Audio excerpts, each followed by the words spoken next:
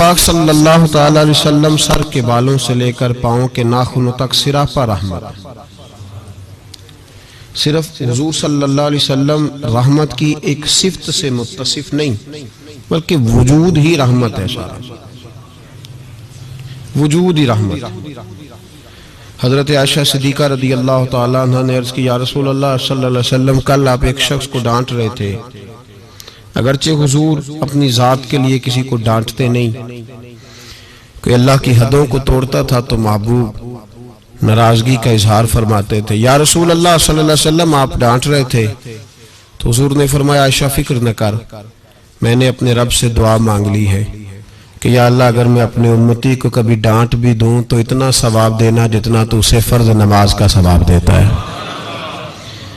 تو محبوب پاک صلی اللہ تعالی علیہ وسلم کا جلال اور جمال دونوں امت کے لیے رحمت. حضور کا مسکرانا بھی رحمت ہے اور کبھی آنکھوں سے آنسوؤں کے قطرے نکل جائیں تو وہ بھی رحمت ہی رحمت. اس لیے فرمایا میرا یہاں موجود رہنا بھی رحمت ہے تمہارے لیے اور قبر میں جانا بھی رحمت ہے. سراپا رحمت ہے حضور کا وجود. نبی کریم صلی اللہ تعالی علیہ وسلم کی رحمت سے ہر خاص و عام کو حصہ ملتا تھا. ایک جملہ اگر کہوں تو شاید بات سمٹ جائے، حضور نے گردنے جھکانا پسند نہیں کیا، عزتیں دینا پسند فرمایا ہے. ہم بڑے راضی ہوتے ہیں سڑک پہ چلتے چلتے کسی آدمی کی موٹر سائیکل کسی آدمی کی گاڑی کے ساتھ اگر ٹکرا گئی تو اگر تو وہ جھگڑا کرنے لگا تو پھر تو وہ طاقتور ہے، اور اگر اس کی زبان سے یہ نکل گیا نا کہ مجھ سے غلطی ہو گئی تو پھر جو اس شخص کا حال ہوتا ہے وہ دیکھنے والا ہوتا ہے. اگر وہ مزاحمت کرتا ہے تو پھر حالت یہ ہے کہ نہیں اس میں بھی کوئی دم خم ہے، اور اگر اس کی زبان سے یہ لفظ نکل گئے کہ یہ مجھ سے غلطی ہو گئی میں بھول گیا تھا تو کہتا تو سڑک پہ چڑھا کیوں تھا؟ اگر بھولنا تھا تو آیا کیوں تھا؟ پھر تو پہنچا کیوں؟ ہمارے ہاں لوگ گردنیں جھکا کر سامنے والے کو شرمندہ کر کے اس کی کمزوری کو تلاش کر کے خوش ہوتے ہیں. جو آدمی کسی کی چار باتیں سن لے تو وہ سنانے والا کہتا ہے دیکھو نا میں نے سنائی ہے نا پھر چار باتیں، اب چپ کر گیا. حالانکہ یہ تیری غلط فہمی ہے، سننے والا تو اس سے زیادہ عقل مند ہے، لیکن اس کو اللہ نے جو طبیعت دی ہے اس کی نفاست پسند نہیں کرتی تجھے ترکی بترکی جواب دیا جائے. اس کی طبیعت، کچھ لوگ ایسے ہوتے ہیں جن کا مزاج نہیں ہوتا، حرج نہیں پتہ ہے، لیکن مسئلہ یہ ہوتا ہے کہ اس سطح پہ اترنے کو بعض لوگوں کی طبیعت، ان کا اخلاق، ان کا کردار، ان کی شخصیت اجازت نہیں دیتی. میری بات کو سمجھ رہے ہیں آپ حضرات؟ اجازت نہیں دیتی. چونکہ سامنے والا اگر غلط کر رہا ہے تو اس کا مطلب یہ تھوڑی ہے کہ ہم بھی ویسے ہی ہو جائیں گے. ہم اپنا معیار نہیں چھوڑ سکتے. ہم جس مقام پہ ہیں ہم اپنا سٹیٹس نہیں چھوڑ سکتے. وہ کر رہا ہے تو ٹھیک ہے، اس کی جو حیثیت ہے، جو اس نے ٹھیک سمجھا، جتنی اس بیچارے کی صلاحیت تھی وہ ادھر اتر گیا. امام احمد بن حنبل رحمۃ اللہ تعالی علیہ ندی کے کنارے بیٹھ کے وضو کر رہے تھے. ایک بچھو آیا تو ساتھ ساتھ چلنے لگا تو بچھو پانی میں گر گیا. امام احمد بن حنبل نے اسے اٹھایا، باہر نکالا اور جب ہتھیلی پہ رکھا تو اس نے ڈنگ مارا. اب وہ بھیگا ہوا تھا، جب اس کو کنارے پہ رکھا وہ تھوڑا سا پھر چلا تو پھر پانی میں گر گیا. امام صاحب نے پھر اس کو باہر نکالا تو اس نے پھر ڈنگ مارا. اب بھیگا تھا، پھر چلنے لگا تو پھر گرا. 7 دفعہ وہ گرا، اور 7ویں دفعہ جب امام احمد بن حنبل نے نکالا تو خادم جو ساتھ تھا وہ پریشان ہو گیا، کہنے لگے حضور چھوڑ دیں، آپ نکالتے ہیں وہ ڈنگ مارتا ہے، چھوڑے ڈوبنے دیں. تو امام صاحب فرمانے لگے وہ اپنی بری عادت نہیں چھوڑ رہا تو میں اپنی اچھی کیسے چھوڑ دوں؟ وہ بری پہ اڑ گیا ہے، ڈنگ مارنا نہیں چھوڑ رہا تو میری تو اچھی ہے بچانے والی. وہ بری پہ اڑ گیا تو میں اچھی پہ نہ اڑوں. مارنے دو کتنے مارتا ہے، میں اپنی اچھی عادت چھوڑ سکتا؟ ٹھیک ہے، اس کا اپنا معیار ہے، ہمارا اپنا معیار ہے، اس کا اپنا طرز زندگی ہے، ہمارا اپنا ہے. وہ اپنی شوخیوں میں راضی ہے تو راضی رہے. ہم اپنی نفاست کو چھوڑ سکتے؟ ہم اپنے اندر تبدیلی پیدا کر لیں، اس کے لیول پہ اتر آئے. یہ کیسی عجیب بات. تو بھائی میرے محبوب کریم صلی اللہ علیہ وسلم کی زندگی میں نفاست ہے. حضور نے لوگوں کو شرمندہ کرنا پسند نہیں کیا. ایک شخص حضور کے گھر میں مہمان آیا رات کے وقت میں، اس نے کہا میں نبی پاک صلی اللہ علیہ وسلم کے آپ نے سنا ہوا ہے کہ اتنا زیادہ گھر کے اندر گنجائش نہیں تھی رہنے کی. حضور کئی دفعہ مسجد میں ٹھہراتے تھے یا مہمانوں کو صحابہ میں بانٹ دیتے تھے.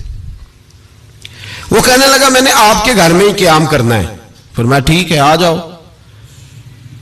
صحابہ کہتے ہیں جتنا بھی 4-5 بکریوں کا دودھ سارے اہل خانہ استعمال کرتے تھے، محبوب کا سارا گھرانہ وہ سارا کٹھا ہی اکیلا ہی دودھ پی گیا. سارا جتنا کھانا تھا اکیلا ہی کھا گیا.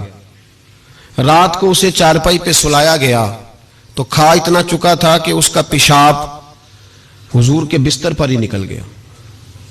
وہ جب آلودہ ہوا تو شرمندہ ہوا، اٹھ کے بھاگ گیا. کسی نے دیکھ لیا تو کیا بنے گا. کہتا ہے میں جب کنویں پہ گیا، جا کے میں نے غسل کیا، کپڑے دھوئے تو خیال آیا میری تو سونے کی انگوٹھی رہ گئی ہے وہاں. اب طبیعت اجازت نہیں دیتی تھی کہ وہاں لوگ کٹھے ہو گئے ہوں گے. یہاں نماز کے دوران اگر کسی کا موبائل بج جائے نا تو پکے نمازی پکے ان سے نہیں معافی ملتی. وہ جو کچا پکا ہے بیچارہ وہ شاید کسی وقت معافی دے دے، پکے نمازی نہیں معافی دیتے. کہتے تیرا بج کیسے گیا، تو نے سمجھا ہی نہیں. مجھے ایک شخص نے نا ویڈیو دکھائی، کہنے لگا جی تسی بڑی وکالت کر دیا مولویاں دا حال ویکھو. وہ میں ڈر رہا تھا، میں نے کہا پتہ نہیں اب کیا نکلے گا. کہتے میں نے خود ریکارڈ کیا تو میں نے کہا دکھاؤ. ویڈیو میں یہ تھا کہ نماز امام صاحب نے مکمل کی ہے تو دعا کے ہاتھ پھیرے ہی ہیں انہوں نے تو وہ موبائل لے کے جا رہے ہیں باہر ٹوٹیوں کے پاس جا کے فون سننا شروع کر دیا. کہنے لگا جی یہ مولویوں کا حال ہے، نماز مکمل نہیں ہوئی فون کان کے ساتھ تو دوسرے کیسے باز آئیں گے. میں نے کہا یہ تو بہت جرم کیا اس نے، تو اس کا پھر کیا اشر کیا آپ لوگوں نے. کہتے نہیں آپ کو دکھانے لو. میں نے کہا پاگل آدمی، اس کے گھر سے بھی فون آ سکتا ہے.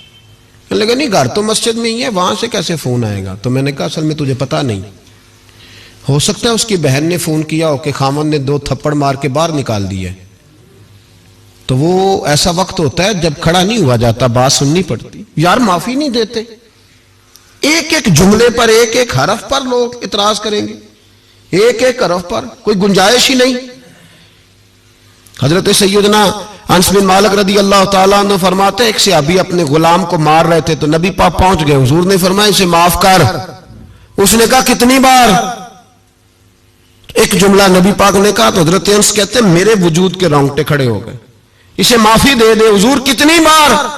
تو میرے نبی پاک نے فرمایا جتنی بار اللہ تجھے معافی دیتا ہے دے نا اتنی بار. وہ اگر تجھے بات بات پہ پکڑے تو تیرا کیا اشر کرے، سوچنا. اور رب زیادہ قادر ہے تجھ پر. ہم شرمندہ کرتے ہیں لوگوں کو چھوٹی چھوٹی باتوں پر اور لوگ بڑے سمارٹ بنتے، بڑے سمارٹ. ہم احساس نہیں کرتے. احساس کی دولت حسن ہے زندگی میں. اور میرے رسول کا کمال یہ ہے کہ دنیا میں آج جتنا بھی احساس ہے یہ سارا میرے نبی کا دیا ہوا ہے.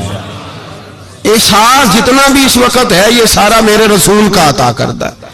اب میرے اعلیٰ حضرت فرماتے ہیں لوگ دنیا میں گزرتے ہیں نا، لوگ گزرتے ہیں تو وہ جدھر جدھر سے گزرتے ہیں نا وہ بستیاں اجاڑتے جاتے ہیں. اعلیٰ حضرت فرماتے ہیں ان کی مہک نے دل کے غنچے کھلا دیے، وہ جو جس راہ چل دیے ہیں کوچے بسا دیے ہیں، بس جب آ گئی ہیں جوش رحمت پہ ان کی نظریں جلتے بجھا دیے ہیں، روتے ہنسا دیے. یہ کمال تھا میرے رسول پاک صلی اللہ علیہ. وہ شخص کہتا ہے میں انگوٹھی سونے کی رہ گئی تو دل میں خیال یہ تھا کہ واپس جاؤں گا تو وہاں تو حالات ہی بڑے گڑبڑ ہوں گے، لوگ اکٹھے ہوں گے، شرمندگی ہوگی، میں پیشاب کر رہا ہوں بستر پہ، حال بڑا سخت ہوگا، اتنے لوگوں کا سامنا کیسے کروں گا. لیکن مجبوری تھی، انگوٹھی سونے کی تھی، بڑی قیمتی تھی. کہتے اس انگوٹھی کی مجبوری نے مجھے شرمندگی کا سامنا کرنے پہ مجبور کیا. اور جب میں آ کے حضور کے کمرے کے باہر کھڑا ہوا تو وہاں تو کوئی بھی نہیں تھا.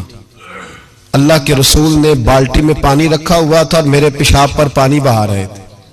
خود رسول پاک فرماتے ہیں حضور پانی بہا رہے تھے اور جب میری طرف دیکھا تو محبوب نے مسکرا کے فرمایا غسل کر لیا آپ نے؟ آپ کو تکلیف ہوئی جب انسان کا معدہ کمزور ہو تو ایسی چیزیں ہو جاتی ہیں، فکر نہ کریں بیٹھے میں ناشتہ لاتا ہوں. کہتے ہیں حضور کے جملے تھے کہ طوفان تھا. وہ حضور کی گفتگو تھی کہ میرے اندر کی ہر چیز بجھاتی جا رہی تھی. تیری پہلی نظر کا وار توبہ दिल अब तक दुआएं दे रहा है। फरमाते हैं वो जुमले थे कि सख्ता कर गए, तज़किया कर गए, तस्फिया बातन कर गए। महबूब ये कह के गुजरने लगे तो मैंने बाजू थाम लिया। मैंने कहा महबूबा, मैं ज्यादा पढ़ा लिखा तो नहीं, सियाना तो नहीं, ज्यादा खाने वाला मोटा ताजा आदमी हूं। हुजूर मैं कोई एनालिसिस नहीं कर सकता, तज्जिया निगार नहीं, बारीक नहीं, पर मेरा मोटा दिमाग भी मान गया है कि आप वाकई अल्लाह के सच्चे रसूल हैं।